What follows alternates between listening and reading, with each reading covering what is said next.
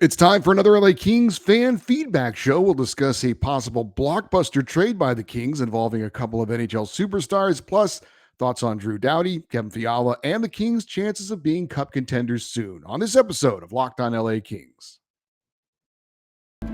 You are Locked On Kings, your daily podcast on the Los Angeles Kings, part of the Locked On Podcast Network, your team every day.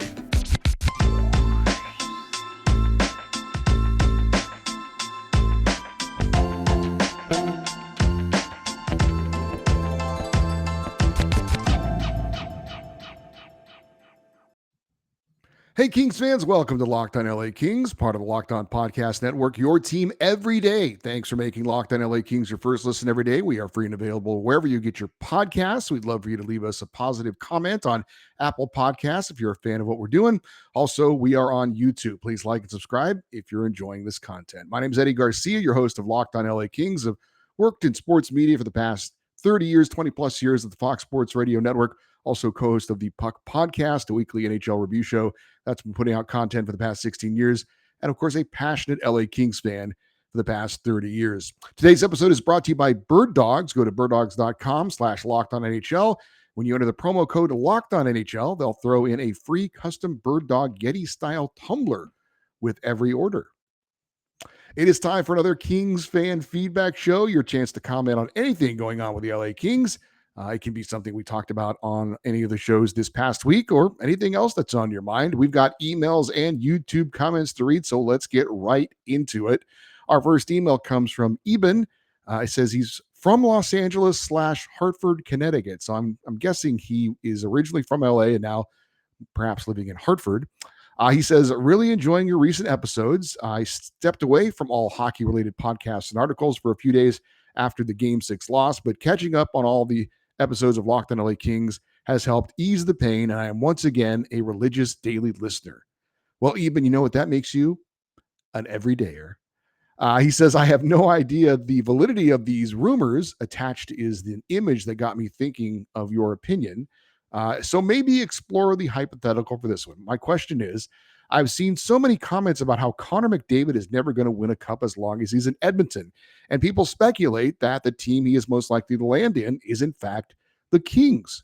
Could likely be because my Twitter and Instagram direct me to more Kings posts than other hockey teams. But I was curious about your thoughts on this. Kopitar taking a team-friendly deal and shedding some salary, possibly. Would you enjoy seeing this come to fruition? Love the show. Keep up the great work. And again, that was from Eben. He included some odds from a gambling website that talked about what was the most, I guess, the best odds of Connor McDavid going to another team. And the LA Kings apparently had the best odds. You could apparently bet on this. I got to tell you, Eben, I've not seen that, though, other than what you shared with me. And Connor McDavid coming to LA would be a big shock to me.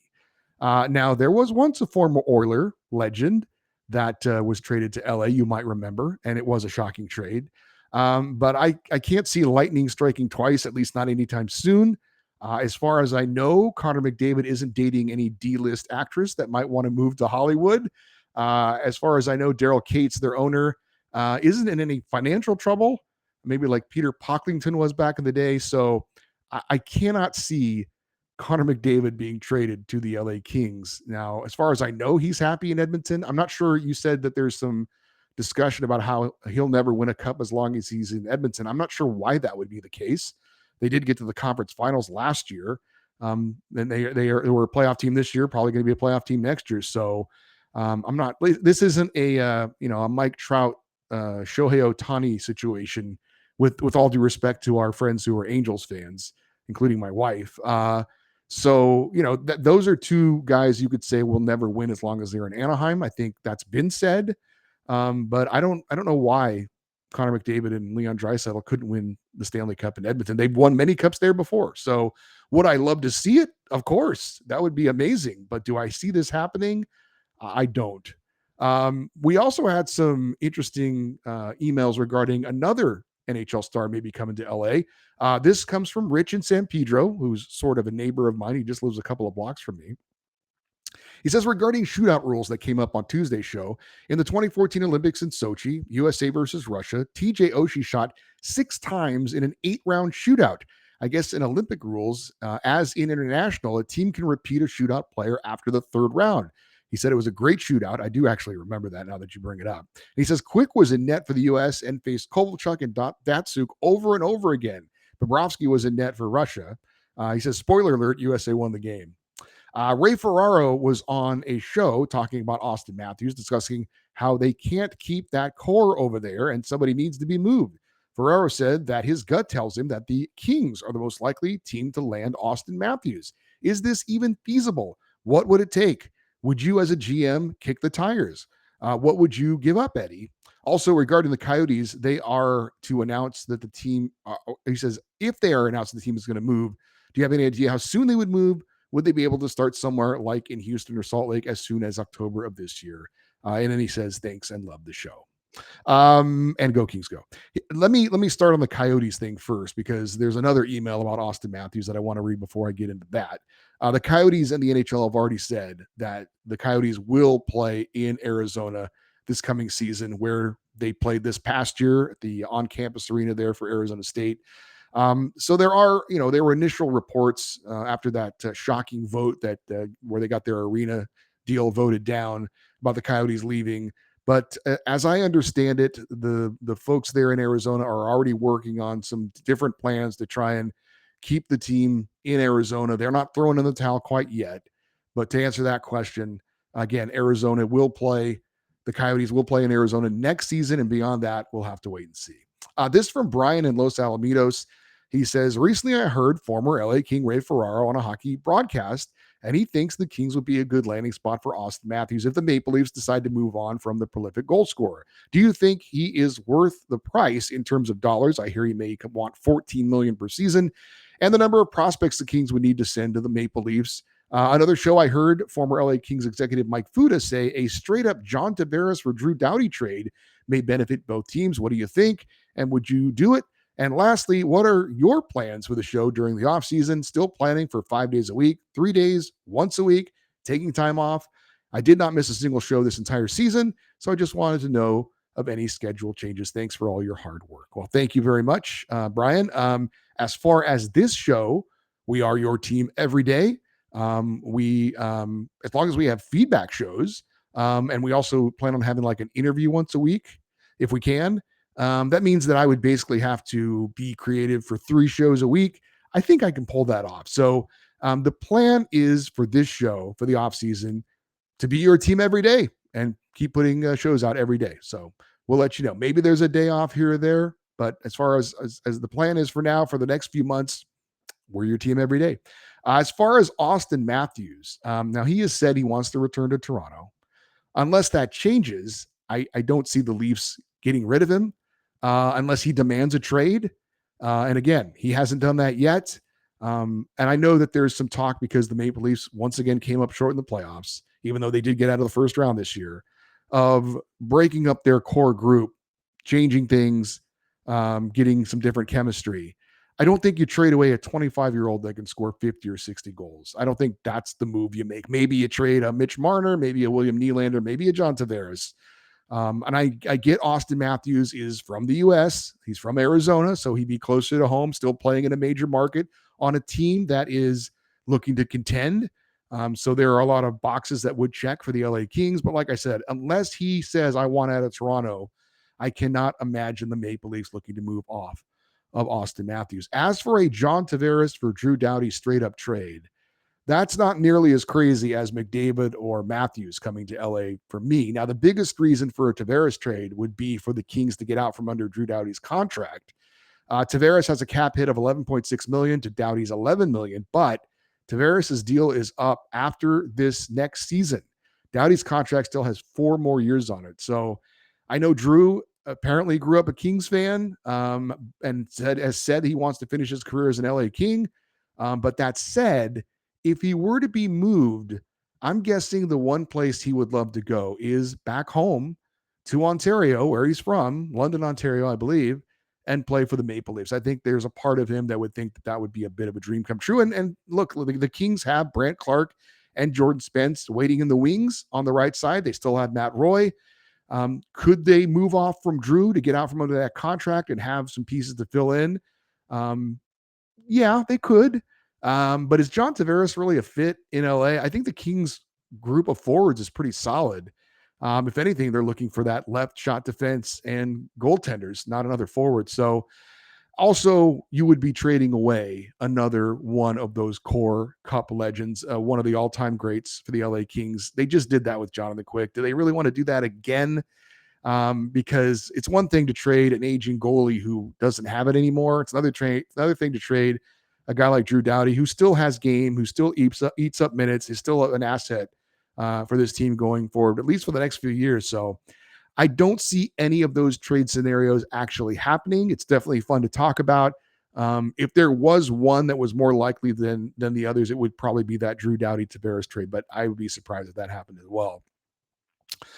Before we get into some more emails, I do want to let you know today's episode of Locked on LA Kings, your team every day, is brought to you by Birddogs. What are Birddogs? Well, they are shorts and pants with a liner that is built in. So you wear these without underwear. And that might sound really weird and unusual. And yeah, even putting them on, it does feel a little bit different. It's kind of like a bathing suit, but a lot better than that. But they're super comfortable. You get used to it pretty fast. And they look great. They come in lots of different colors to choose from. I'm all about the comfort. My wife is all about the fashion, and she says they look great. And I'm telling you, they feel great. So it is the perfect combination. You can wear your Birddogs out to, a nice dinner with your wife or whatever. But they're also comfortable enough to wear doing anything, being active, mowing the lawn, going out and shooting some hoops, whatever. So I encourage you to check it out. Go to birddogs.com/lockedonnhl. And when you enter the promo code LockedOnNHL, they will throw in a free custom Birddog Yeti style tumbler with every order.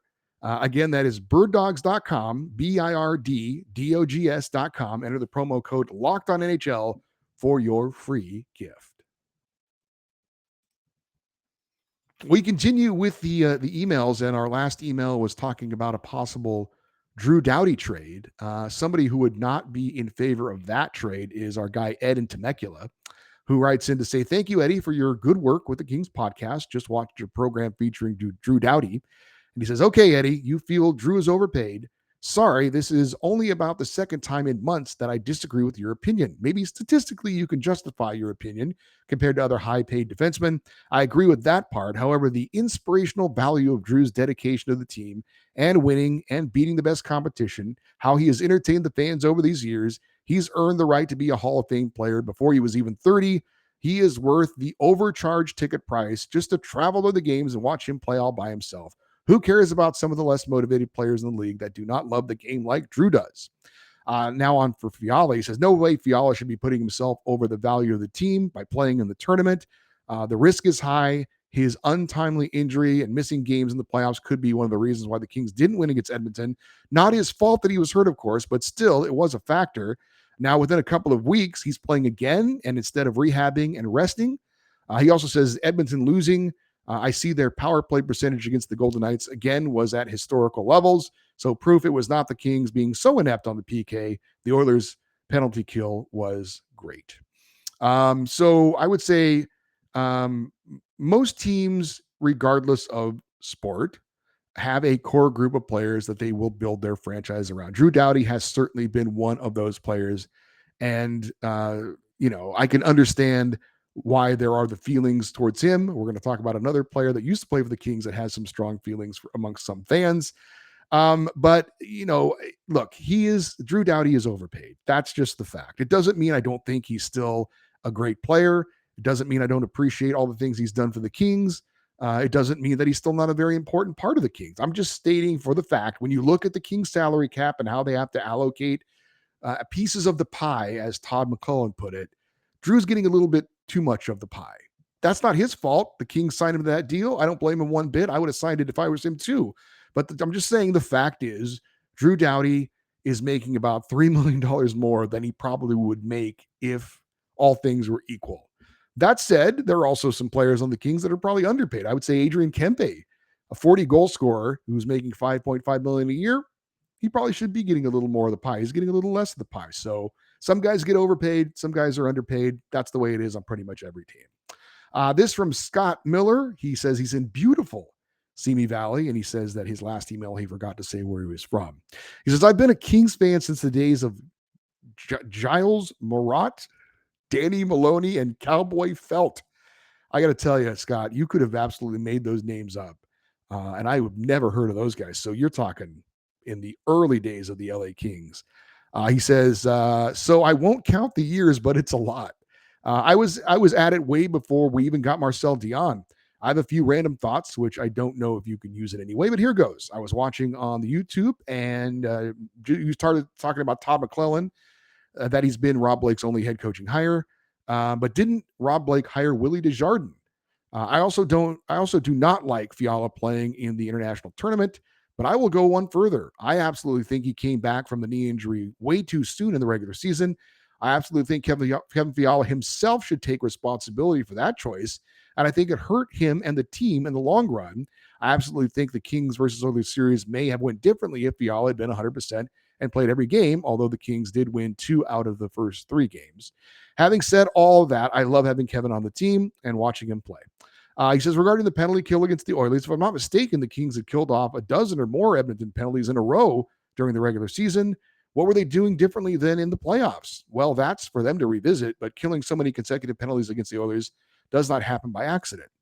He says, regarding Vladislav Gavrikov, love the guy. Kings must re-sign him. He's a great D-man, and he's got a great sense of humor, too. He fits in well in LA in general and not just on the ice. And he says, regarding the Kings' prospects during the rebuild, I think it would have been too early to speak up until now. I've seen some optimism. Plus, I have not yet seen the kids like Pinelli and LaFerriere play. However, with the wealth of draft choices the Kings have had and the many very good players selected after the Kings picks in various drafts, I'm not happy with the selection in general and with the staff making the decisions. Gabe Vilardi's doing great. I'm still a Byfield fan, although I have my concerns about his lack of scoring. I like Spence pretty well, and Brandt Clark is an obvious steal.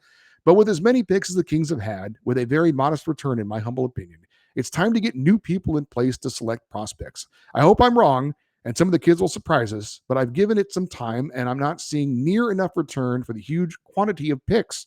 The staff missed a huge opportunity. Look around the league and imagine some of the recent draft standouts augmenting the current Kings roster. Ouch. Thanks for all the content and keep up the great work. Go Kings, go. And again, that was from our guy Scott in Simi Valley. Well, a lot to chew on there, Scott. I think I would need to know specifically which Kings prospects you feel that they've missed on. Alex Turcotte certainly hasn't panned out. But at the time, I thought he was a great pick, and you can't blame the Kings for not knowing he was going to get hurt. So, okay, that one hasn't worked out. But again, you can't predict injuries, and it wasn't like he was injury prone before they drafted him. Brandt Clark, we think, is going to be a great player. Quentin Byfield, the jury's still out. Gabe Vilardi's on his way. Rasmus Kupari's been playing in the NHL. I know in 2019, they had 4 picks in the top 50.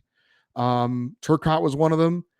Tobias Bjornfoot is a guy that we still don't know about. Arthur Kaliev has been playing at the NHL level. Samuel Fagimo is another one of those guys. So none of them have turned into solid NHL contributors at this point. And that's not great. But I think overall the Kings have drafted pretty well myself. So you'd have to let me know exactly which players you feel like have been misses for the Kings. I'm not going to bash Kevin Fiala for wanting to play. If anything, I would praise him for wanting to play. But if you're going to criticize anyone, I would criticize the coaching staff for playing him when it was more important that he was healthy for the playoffs than late in the regular season. But usually the way it works is that if the training staff says he's good to go and the player says he's good to go, then the coach plays him. But like I said, I would not criticize Fiala for wanting to play. If you want to criticize anyone, I'd criticize the coaching staff for putting him in there and not saying, you know what, let's play it safe, hold you out so you can be ready for the playoffs. I've said I love Vladislav Gavrikov as well. I'd love to have him back, but in the end, money talks, and we'll see how that turns out. And you're right, the Kings actually did very well against the Oilers' power play in the regular season. Unfortunately, they weren't able to translate that over into the playoffs. Chris from Northern Nevada, Carson City, chimes in to say, great recap of the season so far. I wanted to touch on Drew Doughty first. I feel that Doughty is still a top-line defensive player. He may not be the same skilled player that he was 10 years ago, where he would go end to end with the puck, spin around and try to make something happen. Now he's a smarter player, in my opinion, playing position more and picking spots to jump into the offense. He's still a very good player on the power play and plays in all scenarios on the ice every game. Is he elite anymore? Probably not, but still a top pairing player. For Fiala, I see him getting 30 goals and 60 assists next year. There shouldn't be any feeling out with the team like there was this season. He and Arvidsson have some really good chemistry. Saw glimpses of that last season, and he could be very dangerous for a whole year if they get him on the same line. Let's say Kopitar decides to call it a career after his contract is up. Who would wear the C? I think it would go to Doughty. I've also read Mikey Anderson has the makings of a future captain as well. Just wanted your opinion on this. Keep up the great work. The show is making the offseason much more enjoyable and looking forward to the fall. Chris, I think Drew Doughty would absolutely be the captain if Andrei Kopitar somehow decided when his contract was up that he didn't want to play anymore. I think Philip Deneau would probably be second on the list as far as a next potential captain for the LA Kings. This from Jim in Lakewood. He says, great seeing the show chugging along in the offseason. Whoops, I guess it's not technically the offseason as there are some players still playing, Jonathan Quick being one of them. Thanks, Rob Blake, for helping my guy get to a team who was going to go deep this year. It was a brilliant trade. And all you can say is, well, he isn't playing, but he has helped the team get to where they are, even though another team threw him out like he was the weekly trash waiting for the trash truck. And being a team player is one of the most awesome things a person can do in a job or a team or a family. But that wasn't valued by his old team, so they tried to get rid of him first by sending him to the worst team in the league. It backfired on you, Mr. Blake, and all the other Kings people, entourage fans, etc., drinking the Kool-Aid and going along with this. Quick who, they might say, but not me. Those Kings brass messed up the brand, and they messed with Bob Miller and his wife and Wayne and Rogie. They did the Kings name dirty, real dirty. You deserve it, Kings management. You deserve to see the ghosts of the greatest goalie you and any other West Coast team ever had playing in late May or 2023. So I hope your TVs are doing good so you don't miss a game. Get some popcorn and Coke and enjoy the entertainment. Don't get upset while you're watching Vegas roll. It's a business, remember. None of that emotional stuff matters. It's a business. Yeah, right. Go Kings, go. I think that was a sarcastic go Kings, go from Jim. I have met Jim and his wife. He is a very nice guy, but he is not letting this Jonathan Quick thing go. Now, to be fair, while he is a season ticket holder, he isn't a Kings fan. He was a Jonathan Quick fan. So I get the bad blood between him and I guess Kings management. But I will say, as a Kings fan, I still have no regrets over how they handled the Jonathan Quick thing. It is a business, as you said, and I'm fine with that. I love Jonathan Quick. I love everything he did for the Kings. But he's not a Supreme Court justice. He doesn't get a lifetime appointment. It is a business, and you are judged on how you perform. And he's not a good goalie anymore, Jim. I'm sorry to break it to you. And he's not playing for the Golden Knights either. So he can enjoy watching it on TV with a soda as well, because he ain't getting in the net unless a couple other guys get hurt in front of him. So I got no ill will towards Jonathan Quick, but I ain't got no ill will towards Rob Blake for what he did. And I'm wearing his jersey, Rob Blake's jersey, right now for you, Jim. We're gonna have to have an intervention with Jim, I think, on this. We do have a follow-up email from Darcy in Sylvan Lake, Alberta. Remember, he was the Kings fan who actually played junior hockey under Todd McClellan. And I had asked him, were you a Kings fan before Todd McClellan became the Kings coach? And in fact, he was. He said he became a Kings fan in the mid-'80s. He said the company that his dad worked for, let me just read the email. He says, the company my dad worked for had season tickets to the Calgary Flames, and no one wanted the Flames versus Kings tickets. So I was lucky enough to see the Kings 3 or 4 times a year, not to mention those great uniforms with the forum blue and gold, but some of the great players and personalities they had, Jay Wells, Bob Miller, and of course, Bernie Nichols, Dave Taylor, Marcel Dion. Hard not to fall in love with the Kings. They also had John Paul Kelly, who I would also have as a coach briefly in the 1991 season of my junior career. On another note, I did play with Paul Crow of the Kings in the 1989-90 season in the Alberta Junior Hockey League. I have been a huge Kings fan for close to 40 years. I've been to 11 Kings games in LA, including at Dodger Stadium, Game 6 of the 2014 West Final, and most recently Game 6 against Edmonton. I've attended the 2022 Kings Fantasy Camp, 50th birthday gift from my wife. I also attend on average about a game and a half for the Kings against the Oilers of the Flames. Keep up the great work. I will continue to be an everydayer. So that is amazing, Darcy, that you have been a longtime Kings fan living in Alberta your whole life. And yet a guy who you ended up playing for as a coach ended up being the head coach of the Kings. That's kind of a small world right there. This comes from Sundeep Puni in Inglewood. He says, if Cal Peterson does good during the World Hockey Championships, do you think Rob Blake would try to trade him, or would he be on the roster? If so, do you see him starting over Phoenix Copley? I think Rob Blake would love to trade Cal Peterson. The problem is I don't think anyone has any interest in him. I think he would have to be out of this world at the World Championships to get people's attention. I'm talking like multiple shutouts in like the medal round, be the MVP of the tournament, that kind of thing. And that doesn't look like it's going to be the case. It looks like based on how much he's playing now, he's the number 2 goalie to Casey DeSmith of Pittsburgh. And I don't know that he's going to play much in the medal round. So and he's done okay so far, but it would have to be something really, really amazing for him to get the attention of other GMs and them to inquire on him.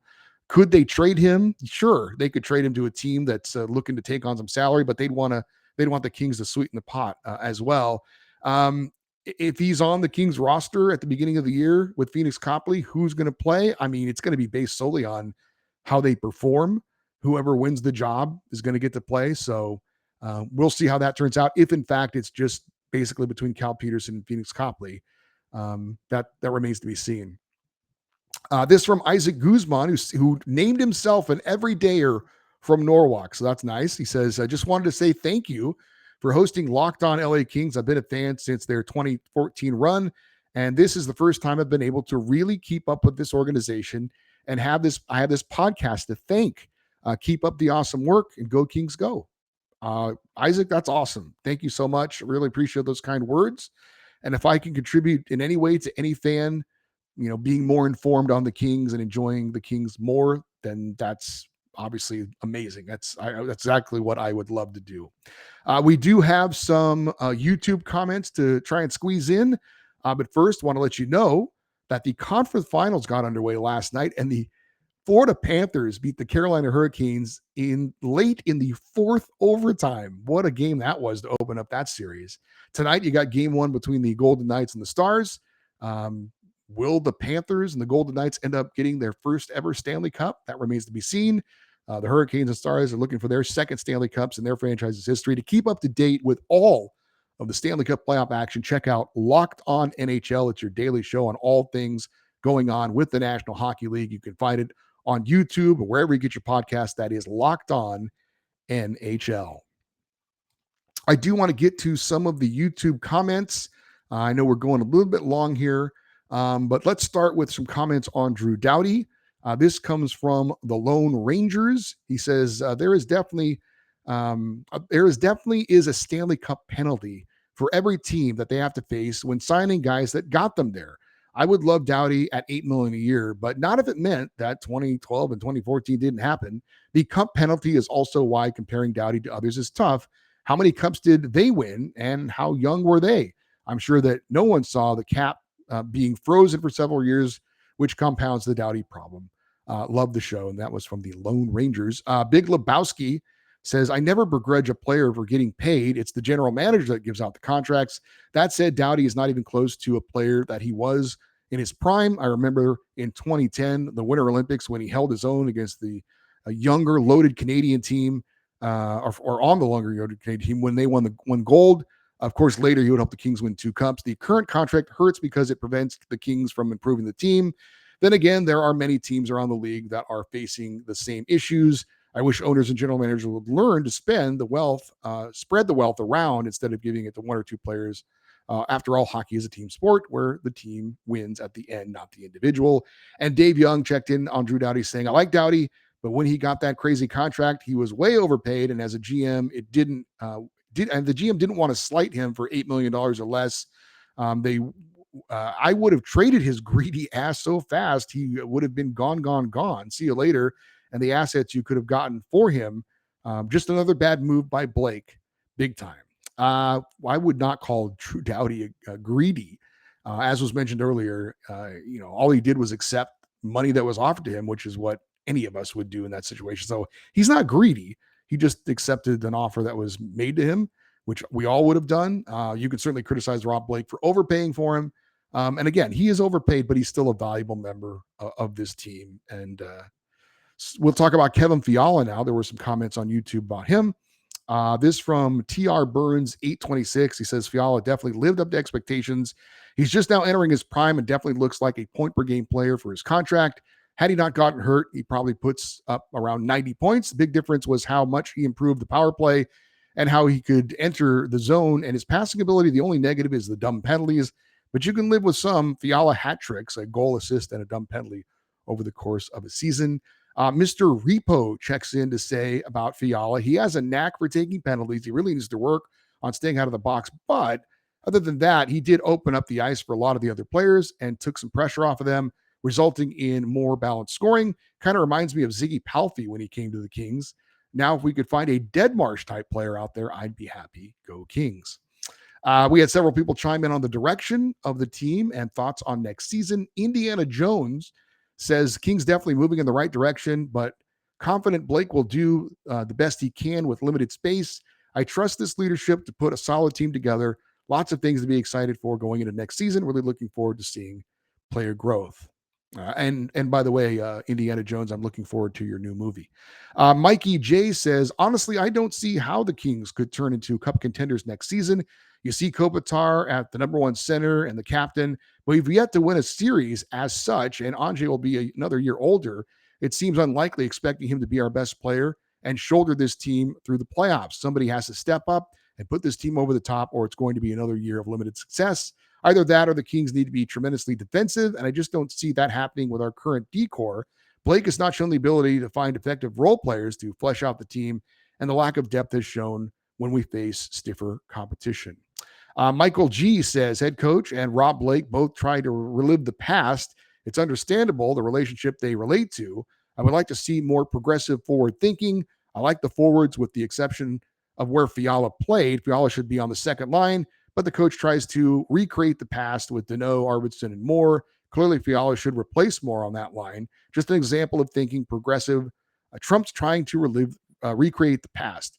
Finally, the LA Kings put Velarde in situations that maximize his skill, and especially on the number one power play unit. A lot of Velarde's goals on 5-on-5 were around the net. Credit to coach and Velarde for that. On D, maybe sign someone like Dumba, talking about Matt Dumba of the Wild. He brings tenacity on D. Kings can use some tenacity and attitude while staying out of the penalty box. Getting other teams forwards out of their groove is enough. And Dr. Bob 512 says, thanks, Eddie, for an especially good Kings video today. He says, agree, Blake is unlikely to make a huge trade because he probably believes tweaks can do the job of getting the team deeper in the playoffs. Personally, I'd like to see them make a big trade to get an elite goalie such as Saros or Sorokin, but unlikely. As far as head coach taking the Kings to where they want to go, I agree. No extension for T-Mac unless the Kings go deep in the playoffs. I want to thank you all for taking the time to email and comment. This feedback show obviously is not possible without you doing so. So thank you. It's very much appreciated. Looking forward to another big Kings feedback show next Friday. Real quick, I did mention on Thursday's show we would update you on the Kings at the World Championships. We did have Kevin Fiala and Switzerland against Martin Kromiak and Slovakia. Switzerland won the game 4-2 to improve to 4-0 in the tournament, but no points for Kevin Fiala and no points for Martin Kromiak. For you everydayers, those of you that listen and watch every day to Locked On LA Kings, coming up next week, we're going to continue our breakdown of the key players that are taking part in the World Championship, let you know how they're performing. Also on Monday's show, we're going to take a little deeper dive on the past season and what's coming forward for Kings forward Philip Deneau. We're going to have another guest next week. We're still working on that. We'll have another feature on another player. We're going to go with Gabe Velarde next week as well. Some kind of a special feature that I come up with. If you have any suggestions, let me know, and we'll cap it off with another Kings fan feedback Friday. The email address, as always, is lockedoneddie@gmail.com, EDDIE. Love for you to stay connected with the show by following us on Twitter and Instagram. We're at Locked On LA Kings. I'm Eddie Garcia. Thank you, as always, for listening and watching this episode of Locked On LA Kings, part of the Locked On Podcast Network. Have a great weekend. We'll talk to you on Monday. And as always, go Kings, go.